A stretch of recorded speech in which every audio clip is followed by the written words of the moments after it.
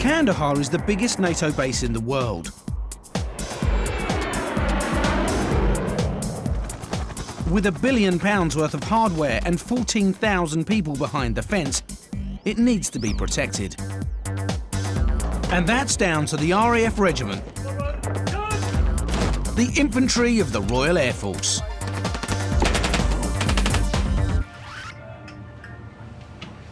It's 6 a.m. and A-Flight have been on call all night, in uniform and boots, ready to go at a moment's notice. Young gunner Nathan Choules was fresh out of training when he was sent to Afghanistan. I don't really talk much in the morning, mate. Not a morning person whatsoever. Shift over, they're off to get some breakfast. One thing I like about being here, going to the American mess, and getting pancakes for breakfast. That's brilliant. Especially when you feel like shit in the morning. How much sleep have you had? I've had quite a bit actually. About 4.5 hours. Really get used to it though. I find now on my day off, if I have like more than 6 hours sleep, I feel like I've overslept.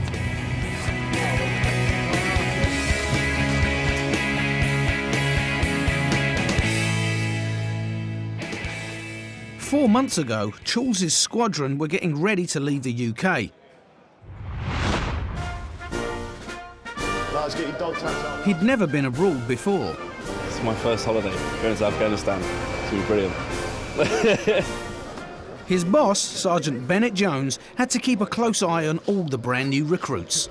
I'm pretty much their dad, and I think any dad would agree with me, having a child is very stressful, all right? Now imagine having 30 kids to look after at once.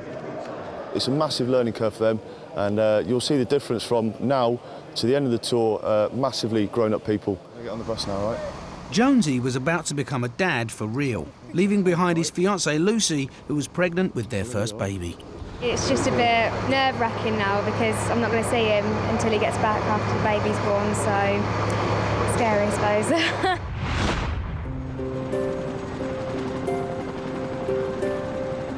Now, the squadron's 2/3 of the way through their tour of duty. And Jonesy's just got some news. A phone call from my missus' family saying Lucy's water had broke. I spoke to her probably about 2 hours later, and she was actually very quiet on the phone. And I asked, why are you so quiet? And she said, because she was in a hospital ward. And then she said, obviously, I've just given birth to our little daughter. So, yeah. So it was quite exciting. And I haven't really slept since then. I've just been walking around and pacing around and just doing stuff and just trying to keep busy. He can't get on a flight for a couple of days, so won't be able to see his new baby just yet. I wish I was there, and I'm gutted I missed it in a way. But it still doesn't stop what I'm doing here. He's got to lead a fact-finding mission outside the wire.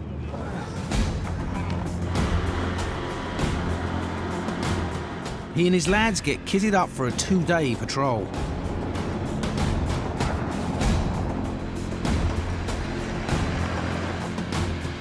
Choules is on top cover. This road here leads all the way to Kandahar city. It's one of the main transit points. It's one of the ones we keep an eye on the most.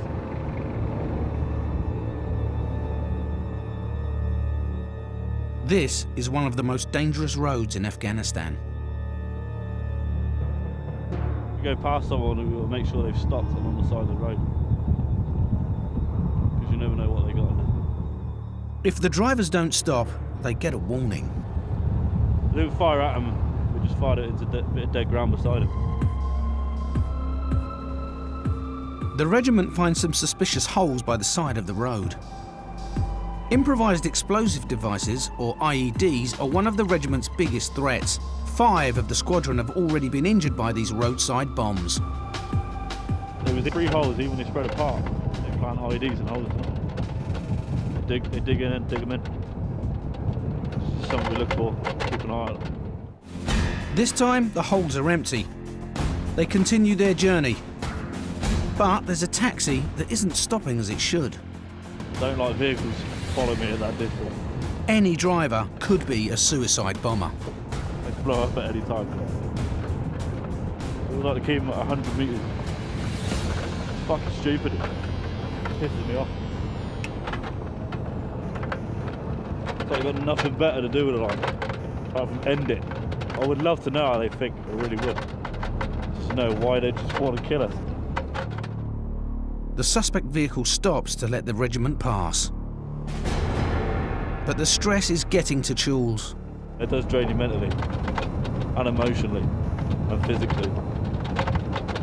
You're just fucked, basically. It's a proper drain. I don't know how I'm going to feel at the end of this 6 months.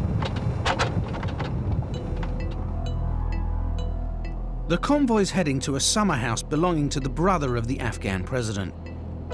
He hardly ever goes there, but the regiment wants to check it out. That's where we're going over there. The building in between the two lights on the lower ground, because nobody knows what goes on in there. Nobody knows what's in there.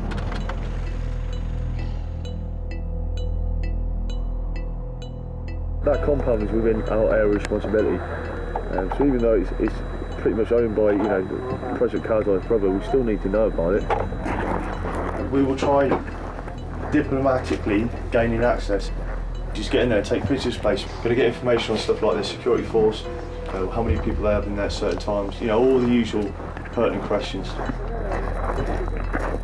The servants let them in. Very nice, isn't it? Very nice. Yeah. They get the layout and the contents of the house.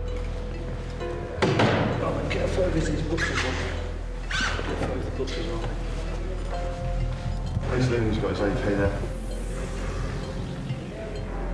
Jonesy wants to know what other guns are kept in the house. What sort of weapons? PKM, PKM, yeah. AK, Yeah. RPG. RPG.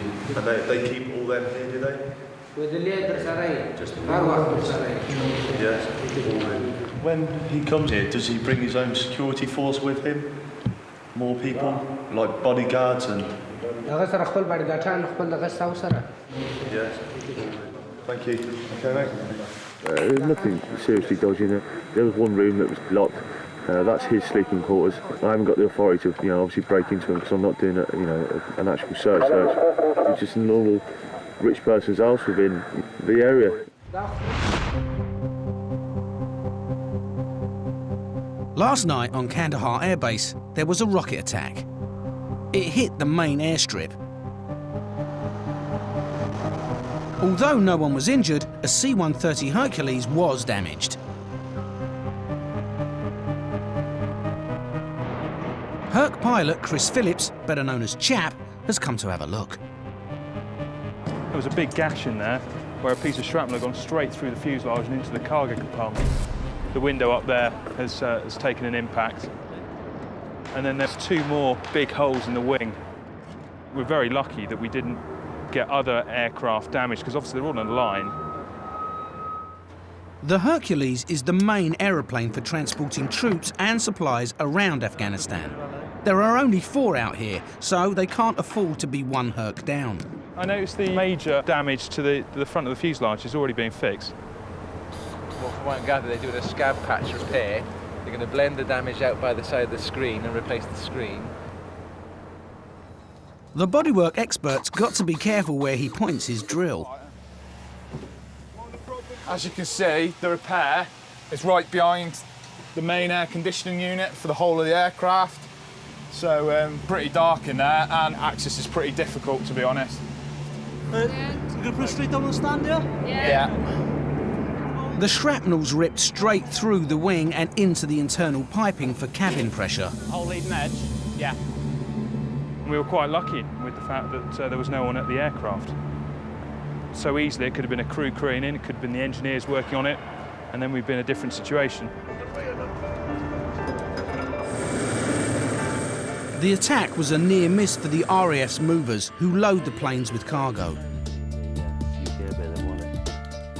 Bossman Sergeant Carl Eccleston, better known as Eki, was on duty when the rocket hit. It went off really loud. You could feel the pebbles hitting everything. Anybody who says they're not frightened is a liar. They really are. I've had many go off And that's, you know, you still check yourself when you get up and make sure there's no damp patches, you know, you do shit yourself. Eki and his movers have to shift around 100 tonnes of cargo a day to and from the aircraft.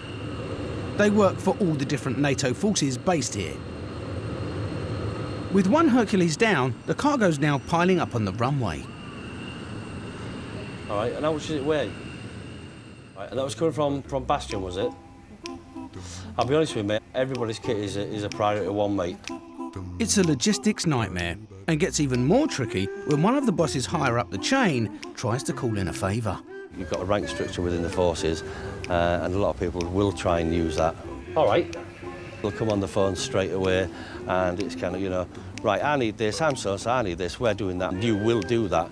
And you're like, well, I'm sorry, but that won't happen, no, we can't do that. And it's like, right, do you realise where I am? Like, well, you know, at the end of the day, have a Coke and a smile. Do one. Do you know what I mean? Do one. Come back and tell me who's won. A big load's just arrived on the runway, and the Belgian Air Force want it moved to their compound. We need a forklift. OK. It's just in front of the Camp Roberts. All right, you want it to go to Camp Roberts? Yes. Billy! Will you take it off and then take it up to Camp Roberts for them? Yeah. Nice one, big boy. The movers have a fleet of forklifts, and they're going to need the biggest one they've got to shift some flat pack accommodation blocks. So they'll bring a low loader down, and we'll put onto the low loader, then they'll follow them back in the cats, and then do the offload for him. Spread it out, mate, just a little bit. Nice one, big boy. We just make it happen, do you know what I mean? It's just the way it is, you know? Stip up a British lip and all that, you know? With the lorry loaded up, they start their slow 6-mile journey over to the Belgian camp. Eki has to deal with requests from 28 different countries. French, Italian, whatever. Sometimes there's a language barrier. Where do you want it, mate? We're waiting for two piece, one piece left and one piece right. OK, mate, yeah, we can do that. We can do that for you. You can always get by. You can always understand what they're on about at the end of the day. It might take a little bit longer. You can always converse in some way, shape or form. Stop there, Mil. You tell me when to stop, mate, yeah?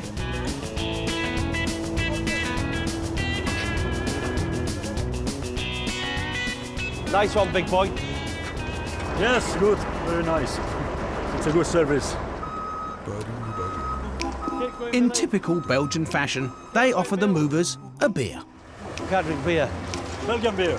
Can't do beer, mate. We're dry. Dry. We can't drink beer. No, we can't drink beer. We can't drink beer, mate. We're dry. A soft drink. You have a soft drink? Soft drink, please, yeah. I am gutted, I tell you, I am really gutted. Turning down beer, Emily. Fanta, please. Fanta, if I may. Fanta. Yeah, Fanta. Thank you. Thank you very much. Thank you. Mate, thanks a lot. Thank you for the No problem. No problem. See you later, big boy. Take it easy, men. All right. See you later, mate. Thanks a lot.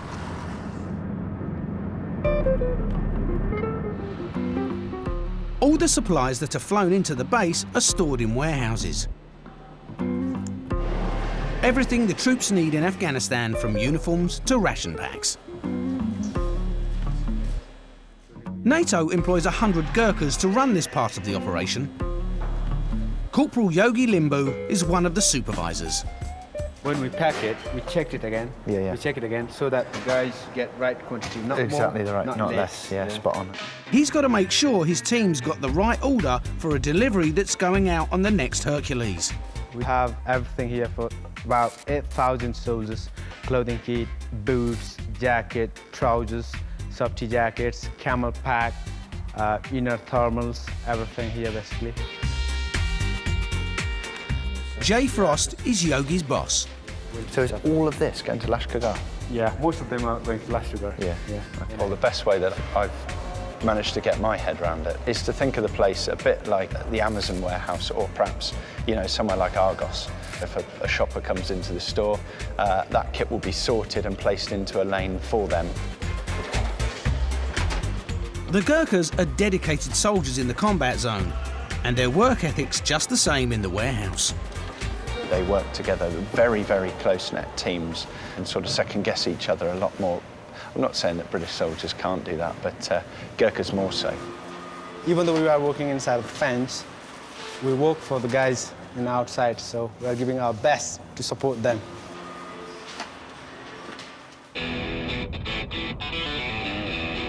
When he's not working, Yogi finds time to be goalkeeper for the Gurkhas football team. They've made it into the Inter-Service Cup final, and they're up against the Marine Expeditionary Force. Whatever it takes, we are going to win this. But the Gurkhas are fired up. They're going to lose. They're going to lose. Yeah. Lose the game, yeah. We're going to win.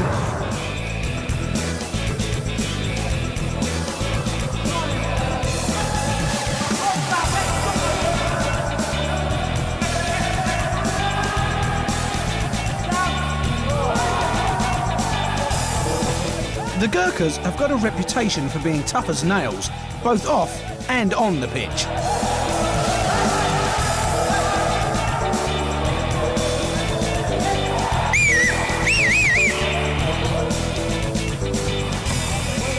But this time, they're well and truly beaten. 9-3 to the opposition.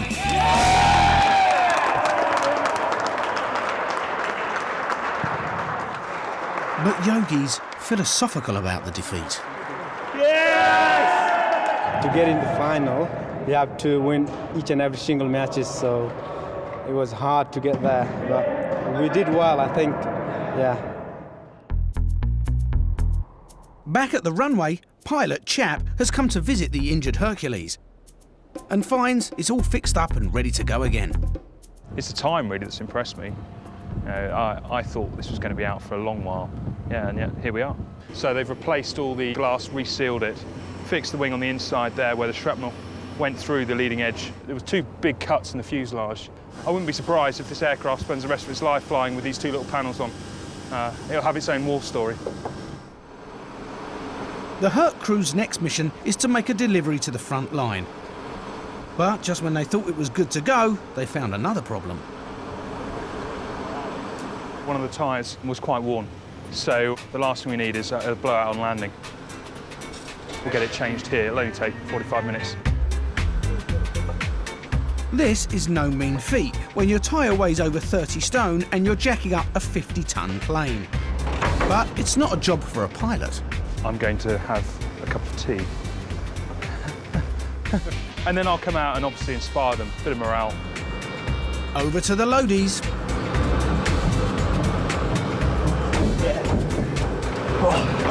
Worst case scenario could be 70 tons.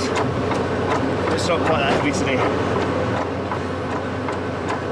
It looks strenuous work. I'm slightly out of breath, but I'll recover soon.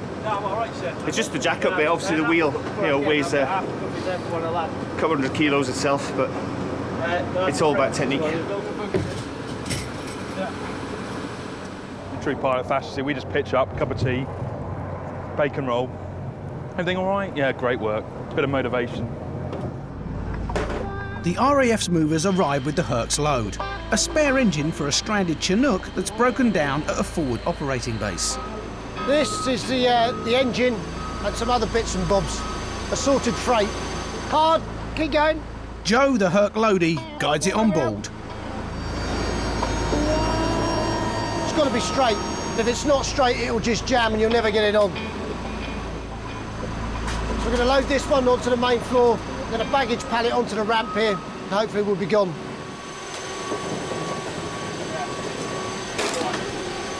Stop.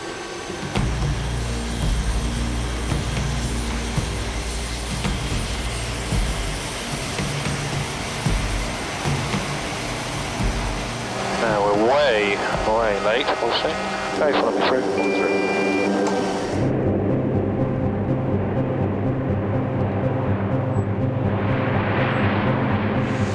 That's right, Gear up, please. A Hercules is a large and valuable target for the Taliban. They try to attack them on a regular basis. So, Loaded Joe is on the lookout for anyone launching a missile. But 5 minutes into the flight, the onboard defence mechanisms are triggered. Flares are launched to divert any heat-seeking missiles, and pilot Chap prepares his crew for a possible hit. You assume the worst straight away, and you want to get eyes out, make sure that there isn't something coming towards you. So that's why we've got the observers down the back. Joe confirms it's a false alarm. Well, that concentrates the mind. But I can only think it wasn't happy, so it's just fired them as a safety. Doesn't have me brimming with confidence, I must admit. Right. Oh, well, it makes me more confident actually, because I know it works. The Hercules crew are 80 miles north of Kandahar Air Base, dropping off a new engine to a Chinook that's broken down at Tarin Kowt. Pilot Chap has to land the plane on a patch of desert in hostile territory. I reckon I'm there now. Okay, on glide path on set line. Speed is 20 knots fast.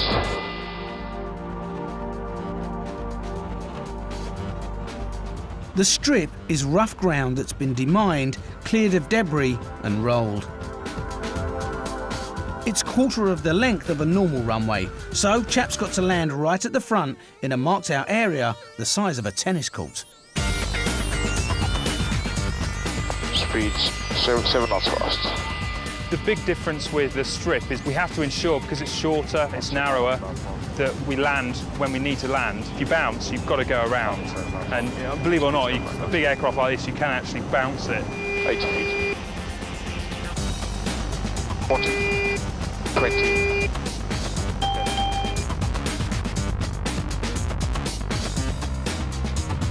If he overshoots the runway, he could end up in a minefield.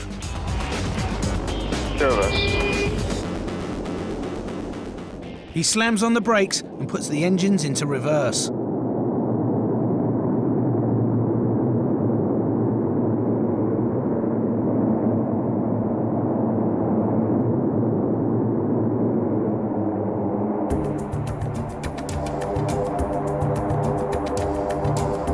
The Hercules is an easy target for the Taliban when it's on the ground, so the delivery needs to be quick.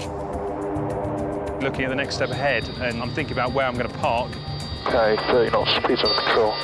Where people are on the ground, whether we've got any threats. So you never really switch off, you can't in this environment. You're clear, right. Okay, stop into there. Roger that. Right, parking brakes on. You're clear out the back. The loadies hand the Chinook engine over to the engineers to get the stranded helicopter back up and running. Okay, it's going to be Emirates departure. And the Herc crew get more cargo for their next stop, the capital city, Kabul. Around Afghanistan there are lots of strips, but it is not the norm, the way we operate the aircraft. You can never call a strip an everyday thing. Rotate. Gear up, please. Bells. Once they're out of the hostile zone, they can relax a bit. Reconfirm squawking 0373. Oh, it's beautiful outside. Good time of day to be flying, isn't it? Not ideal though in terms of security of the aircraft we fly during the day. At night we are obviously less conspicuous, but it will be dark by the time we get into Kabul. So yeah, we get to see beautiful views like this. An hour later, they arrive in Kabul. They deliver their cargo and reward themselves after a stressful day. We finally made it so that we can actually pick up some food. Thai does most amazing curries. Good bit of morale boost really for the guys. Right in the middle of Kabul's airbase, there's a Thai takeaway. Green curry, please. Green curry, chicken or beef, sir? Chicken, please. Chicken, yes. I have a cashew nut. Cashew nut. With Steamed rice, please. Lots of chilies. Okay. He did tell me that specifically. I did warn him, but no, he wanted it. After picking up their takeaway, the crew head back to Kandahar. Thanks for getting the grub, chap. Pleasure. Chap leaves the flying to his co-pilot and plays trolley dolly, microwaving their in-flight meals. How is yours? You said you wanted it hot. Oh, did he ask for it extra freshly hot?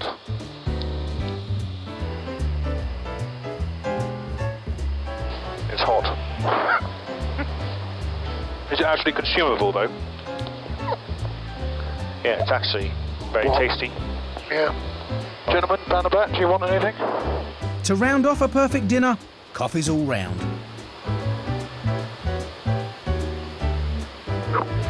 I'm just fucking bored. Milk fucking everywhere. They're the crappiest pourers in the fucking world. Perhaps he should stick to the day job. Fuck's sake.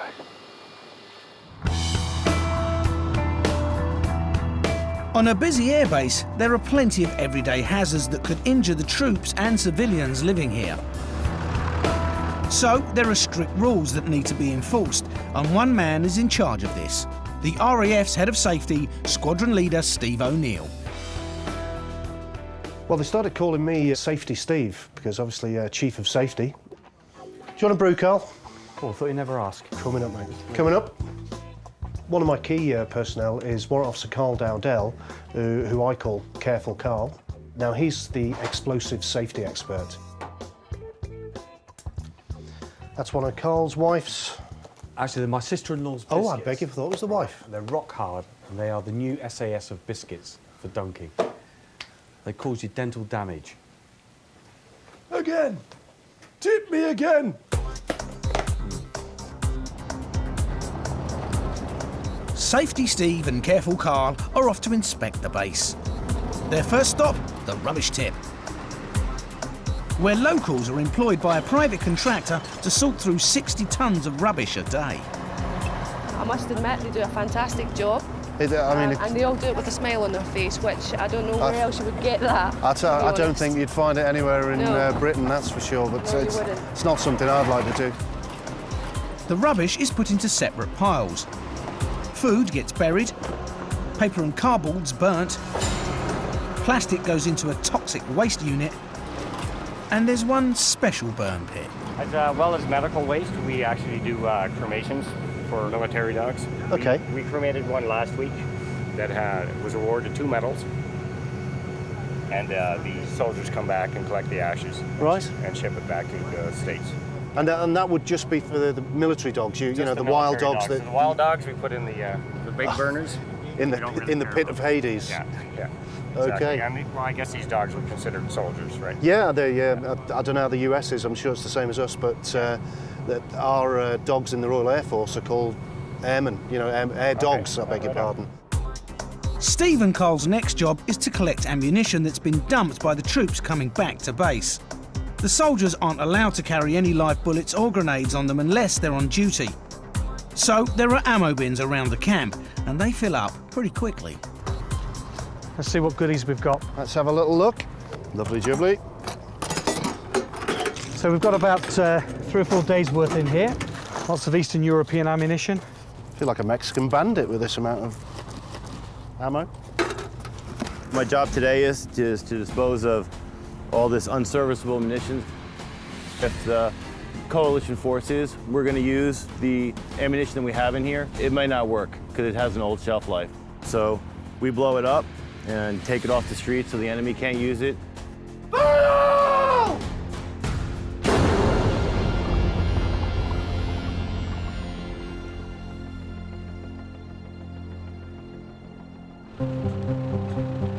The regiment lads are heading back to base after being outside the wire on patrol. They've been sleeping in the desert where the temperature at night has dropped to -10. It's like getting up in the morning like full softy suit on, balaclava, everything. Every bit of warm kit I had, it was still cold. What, that's frost? Yeah. That's frost. That's frost! Hey, is there any frost there? Mate, there's fucking frost right there, right? My morale has gone down massively. I can't imagine what it's going to be like this time next month. Because it hasn't even started raining yet. It's just the beginning of winter. And I'm really hating it. Charles's boss, Jonesy, is packing to go back to the UK. He's got a month's leave because 2 days ago, his fiancée gave birth to a little girl. It still feels a bit weird at the moment because I haven't actually seen her yet. I think when I actually see her for the first time and pick her up, then yeah. I think, yeah, it'll be massively different.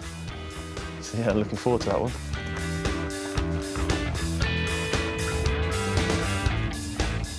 He's got a 15-hour journey, flying the first leg on a C-17 Globemaster.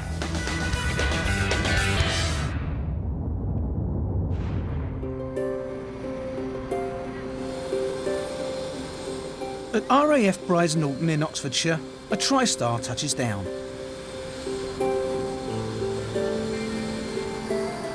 Sergeant Bennett Jones of the RAF Regiment is home after 4 long months away.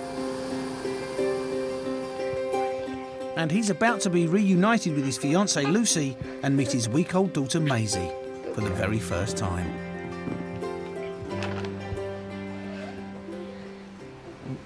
No. Got her? Yeah, that's it. Lovely.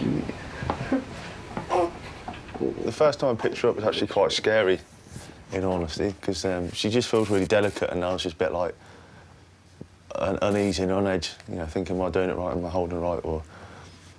it's just quite a weird feeling. It's quite nice, though. Yeah. When he came home, he was just... Maisie was in her cot and he didn't know what to do, he didn't know what to say. He just looked a bit lost, but in like a sweet kind of way. He couldn't stop smiling at her. It was just instant sort of attraction. Right, in her mouth, fully in. No, she can't have that, it's got to go all the way in. That's it. There you go. This is the first time I've fed her. She seems to have fell asleep at the moment. She's playing with it.